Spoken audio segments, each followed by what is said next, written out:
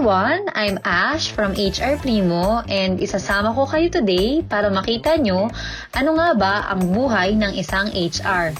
Ready na kayo? Let's go!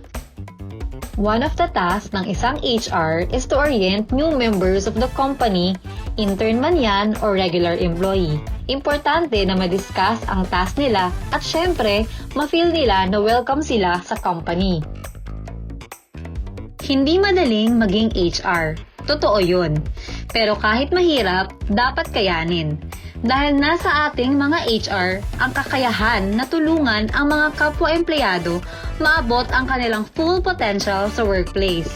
Yun lang. Thank you everyone for watching. Baka may mga questions kayo tungkol sa HR. Comment nyo lang, sasagutin namin yan.